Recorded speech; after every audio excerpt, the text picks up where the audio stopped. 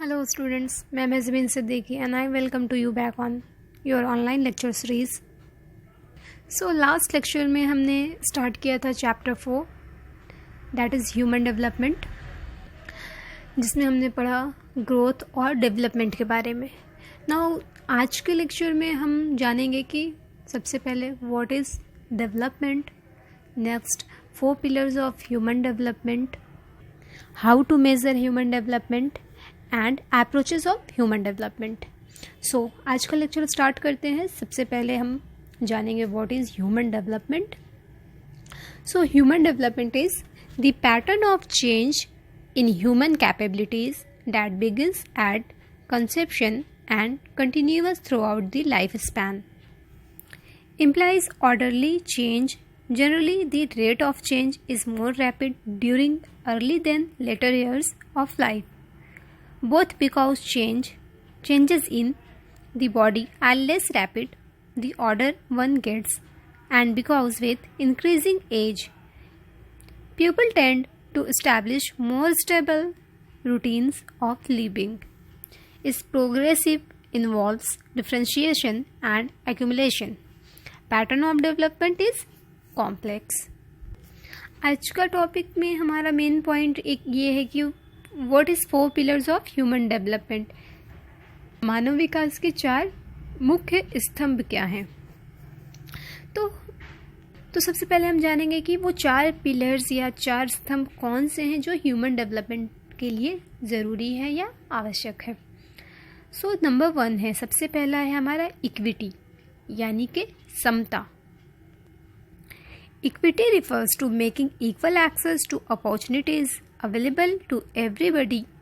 The opportunities available to people must be equal, irrespective of their gender, race, income, and in the Indian case, caste. That means Samta. Samta means होता है बराबरी का हक. तो इस portion में equity में समता में हम ये जानेंगे कि सबको बराबरी का हक मिले, सबको बराबर माना जाए. जात पात, ऊंच नीच, कास्टिज़म, जेंडर भावना यानी कि महिला और पुरुष, रेस मतलब उसका जो नस्ल भेद ना किया जाए, किसी को जाति पाति ना किया जाए, ऊंचा नीचा ना किया जाए. इन सब के अंतर को अगर मिटाया जाएगा तभी डेवलपमेंट होगा. अगर जात रात के चक्कर में, ऊंच नीच के चक्कर में, छुआछूत के चक्कर में हम रहें तो डेवलपमेंट थोड़ा मुश्किल हो जाता है.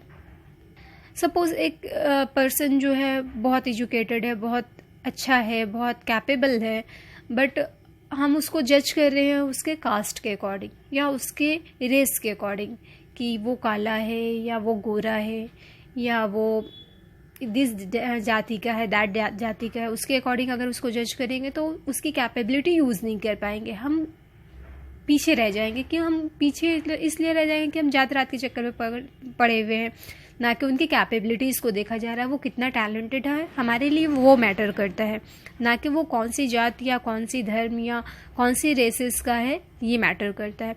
इसलिए सबसे पहले हमें क्या चाहिए कि हमें इक्विटी चाहिए और सबको बराबरी का हक होना चाहिए डेवलपमेंट के लिए.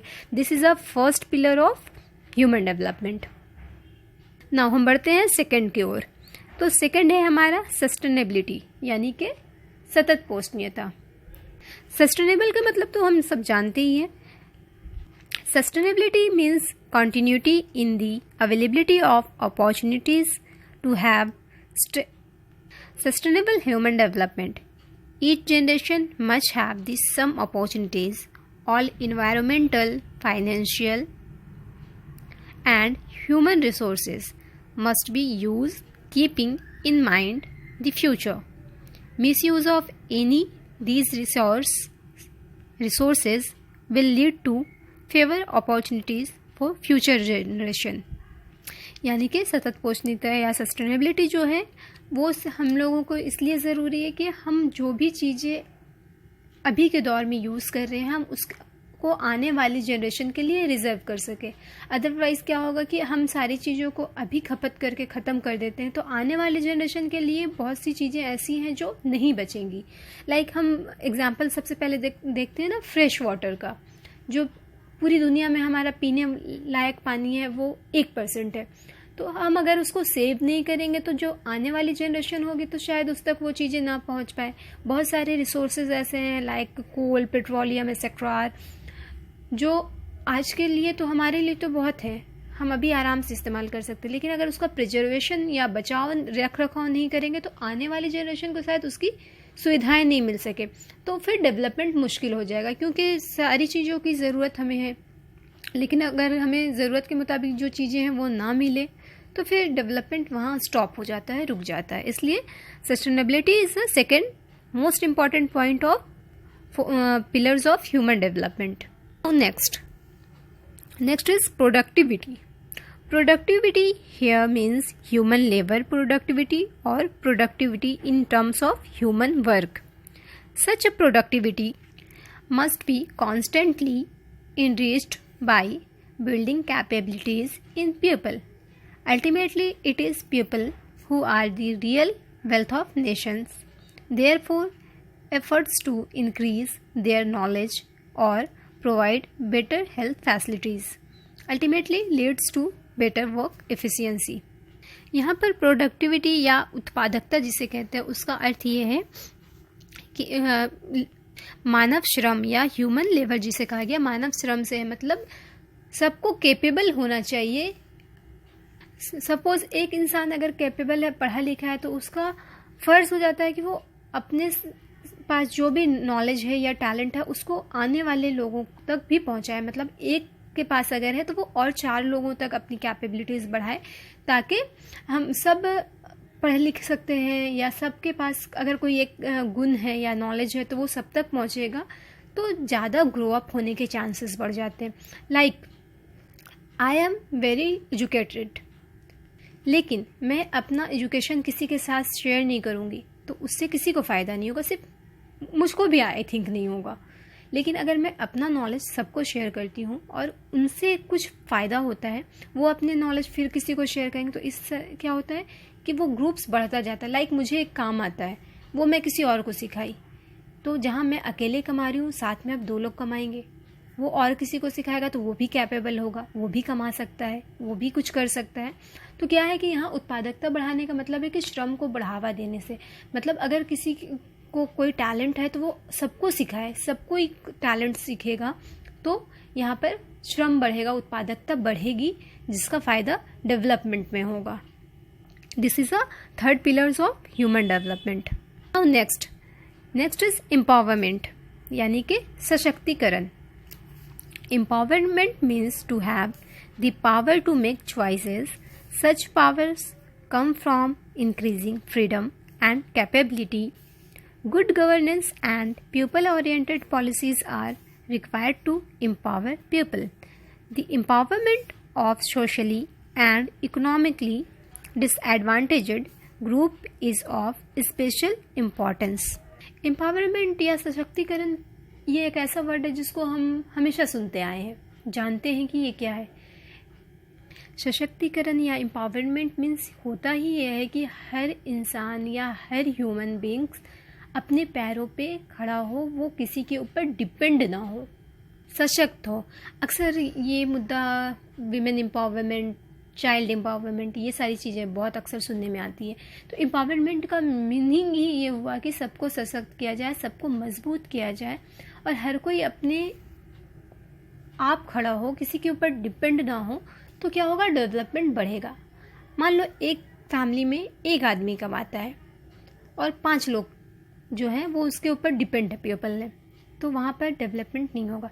लेकिन अगर एक फैमिली में मान लो 5 लोग हैं तो उसमें 3 से 4 लोग कमाते हैं, 1 ही 2 लोग हैं जो बच्चे हैं या बुजुर्ग हैं वो किसी पर डिपेंड है। जहाँ 4 लोग कमाएंगे वहाँ डेवलपमेंट ऑब्वियस सी बात है ज़्यादा होगी, और जहाँ एक कमाएगा और डिपेंड पॉपुलेशन ज़्यादा है तो वहाँ पर कम होगा। तो यहाँ पर सशक्तिकरण या एम्पावरमेंट का मतलब ये है कि सबको सशक्त होकर के डेवलपमेंट में अपना रोल निभाना है। This is a 4 major pillars of human development, जिसमें नंबर 1 है इक्विटी, नंबर 2 है sustainability, number 3 is productivity and 4th one is empowerment. Hope so कि ये आपको समझ में आ गया होगा। तो चलिए हम नेक्स्ट जानते हैं कि what is measuring of human development, यानी कि मानव विकास को किस तरह मापा जाता है या किस तरह उसके हम जानते हैं कि कैसे वो विकासशील है, विकसित है या विकास कर रहा है, वो उसको जानने के लिए वो कौन से मेन पॉइंट है जिससे हम पता कर सकते हैं। Here is 4 points. Number 1 is health. क्या है? हेल्थ, यानी कि हम जानेंगे किसी भी अर्थव्यवस्था का, जहाँ पर मजबूत किसी भी कंट्री को हम देखेंगे तो जितने ज़्यादा हेल्दी लोग होंगे, स्वस्थ लोग होंगे, वहाँ ज़्यादा डेवलपमेंट होगा। Number 2 is a life expectancy, यानी कि जीवन प्रत्याशा। जहाँ पर जीवन प्रत्याशा डैट मीन्स लिविंग स्टैंडर्ड, कौन जो है किस लिविंग स्टैंडर्ड में बिलोंग करता है, उसके अकॉर्डिंग पता किया जा सकता है कि वहाँ का डेवलपमेंट क्या है। नंबर 3 इज़ एजुकेशन, शिक्षा। शिक्षा के अकॉर्डिंग भी हम पता कर सकते हैं कि डेवलपमेंट के क्या है। जहाँ पर ज़्यादा पढ़े लिखे लोग होंगे वहाँ पर ज़्यादा डेवलपमेंट होगा, और जहाँ पर पढ़े लिखे लोग कम होंगे वहाँ पर डेवलपमेंट थोड़ा स्लो होगा। And number 4 is income level, मतलब आय। इनकम जहाँ ज़्यादा होगी वहाँ पर डेवलपमेंट ज़्यादा होगा, जहाँ पर इनकम कम होगी वहाँ पर डेवलपमेंट कम होगा। वैसे कि देखो, जहाँ पैसे ज़्यादा होंगे वहाँ पर उसको खर्च भी उसी तरह किया जाएगा, उसकी लाइफ एक्सपेक्टेंसी बहुत हाई होगी, उनका एजुकेशन लेवल बहुत हाई होगा, उनके अपने हेल्थ पे ध्यान देने के लिए, उन खर्च करने के लिए होंगे तो हेल्दी लाइफ होगी। ये सारी चीज़ें डिपेंड करती है आय पर, है ना। तो मेज़र हम किसी भी अगर मेजरिंग पॉइंट बोले ह्यूमन डेवलपमेंट का तो हमारा 4th है health, life expectancy, education and income level. ये 4 वो पॉइंट है जिनके बदौलत हम ह्यूमन डेवलपमेंट को मेज़र कर सकते हैं। अब आते हैं हम अपने अगले पॉइंट की तरफ, जो है अप्रोचेस टू ह्यूमन डेवलपमेंट, यानी मानव विकास के उपागम। यहाँ भी हमारे पास 4 पॉइंट्स है, जिसमें सबसे पहला है इनकम अप्रोच और आय उपागम। Income approach, this is one of the oldest approaches to human development. Human development is seen as being linked to income. The idea is that the level of income reflects the level of freedom and individuals enjoys. Higher the level of income, the higher is the level of human development. यानी आय उपागम जो है ये मानव विकास के सबसे पुराने उपागमों में से एक है. इसमें मानव विकास को आय के साथ जोड़कर देखा जाता है. विचार ये है कि आय का स्तर किसी व्यक्ति द्वारा यूज़ की जा रही फ्रीडम या स्वतंत्रता के स्तर को दिखाता है. आय का स्तर ऊंचा होना पर मानव का विकास का जो भी स्तर है वो भी ऊंचा होगा. यानी जितनी अच्छी सैलरी होगी उसका लाइफ और जीने का तरीका उतना ही अच्छा होगा और उतना ही डेवलपमेंट होगा. Now second point is welfare approach, यानी कि कल्याण उपागम. This approach looks at human beings as beneficiaries और targets of all development activities. The approaches argues for higher government expenditure or education, health, social, secondary and amenities. People are not participants in development but only passive recipients. The government is responsible for increasing levels of human development by maximizing expenditure of welfare. यानी जो कल्याण उपागम है ये उपागम मानव को लाभार्थी अथवा सभी विकासात्मक गतिविधियों के लक्ष्य के रूप में देखना है. ये उपागम शिक्षा, स्वास्थ्य, सामाजिक सुरक्षा और सुख साधनों पर उच्चतर सरकारी व्यय को तर्क देता है. लोग विकास के प्रतिभागी नहीं हैं, लेकिन वे केवल निष्क्रिय प्राप्त करता है. सरकार कल्याण पर अधिकतम व्यय करके मानव विकास के स्तर को वृद्धि करने के लिए जिम्मेदार है. यानी कि यहाँ पर गवर्नमेंट पॉलिसीज़ के बारे में बात किया गया है कि गवर्नमेंट किसी भी क्षेत्र में जितनी अपना महत्वपूर्ण योगदान देगी उतना ही ज़्यादा कल्याण या फ़ायदा होगा डेवलपमेंट को. Now third point is basic needs approach या आधारभूत आवश्यकता उपागम. This approach was initially purposed by the International Labour Organization that means ILO. 6 basic needs, example health, education, food, water supply, sanitization and housing were identified. The question of human choices is ignored and the emphasis is on the provision of basic needs of defined sections. आवश्यकता उपागम या आधारभूत आवश्यकता उपागम, इस उपागम को मूल रूप से अंतर्राष्ट्रीय श्रम संगठन यानी ILO ने प्रस्तावित किया था, उन्होंने ही प्रेजेंट किया था इसे। इसमें 6 सबसे बेसिक जो आवश्यकता है, सबसे इम्पॉर्टेंट आवश्यकता हैं, जिसमें स्वास्थ्य, शिक्षा, भोजन यानी खाना पीना, जल की व्यवस्था, स्वच्छता और आवास की पहचान की गई थी यानी रहने के लिए मकान का किया गया था। इसमें मानव विकल्पों के प्रश्न की उपेक्षा की गई है और परिभाषित वर्गों को मूलभूत आवश्यकताओं की व्यवस्था पर जोर दिया गया है। मतलब ये जो 6 बेसिक नीड्स हैं वो अगर होगी तो ही डेवलपमेंट होगा, अगर इन सारी चीज़ों की सहूलत नहीं होगी तो डेवलपमेंट इज़ टफ। और next point is capability approach यानी कि क्षमता उपागम। This approach is associated with professor Amartya Sen building human capabilities in the areas of health, education and access to resources is the key to increasing human development. क्षमता उपागम जो है, इस उपागम का संबंध प्रोफेसर अमर्त्य सेन, जिसके बारे में मैंने बताया था, उनसे है। संसाधनों तक पहुंच के क्षेत्रों में मानव क्षमताओं की निर्माण बढ़ते मानव के विकास की कुंजी है, यानी कि जितनी भी क्षमताओं की ओर मानव बढ़ते जाएंगे उतना ही ज़्यादा वो डेवलपमेंट होगा। आज के लेक्चर बहुत इम्पॉर्टेंस है, प्लीज़ इस पर थोड़ा सा ध्यान दें। आज हमने पढ़ा 4 पिलर्स ऑफ ह्यूमन डेवलपमेंट। नहीं, सबसे पहले हमने जाना है कि व्हाट इज़ डेवलपमेंट। नेक्स्ट हमने जाना है कि 4 पिलर्स ऑफ ह्यूमन डेवलपमेंट क्या क्या है, जिसमें इक्विटी, सस्टेनेबिलिटी, प्रोडक्टिविटी और एम्पावरमेंट पढ़ा हमने। उसके बाद हमने पढ़ा कि मेजरिंग ह्यूमन डेवलपमेंट क्या क्या है, तो जिसमें हमने पढ़ा हेल्थ, लाइफ एक्सपेक्टेंसी, एजुकेशन और इनकम लेवल। ये 4 वो पॉइंट है जिससे ह्यूमन डेवलपमेंट को मेज़र किया जाता है। एंड लास्ट हमने पढ़ा 4 अप्रोचेस ऑफ ह्यूमन डेवलपमेंट, जिसमें हमने पढ़ा income approach, welfare approach, basic needs approach और कैपेबिलिटी अप्रोच। ये बहुत इंपॉर्टेंट टॉपिक था। Hope you all are learn and understand it. अगर आप कोई भी डाउट हो तो आप कमेंट सेक्शन में मुझे कमेंट करें, मैं सॉल्व करने की कोशिश करूँगी।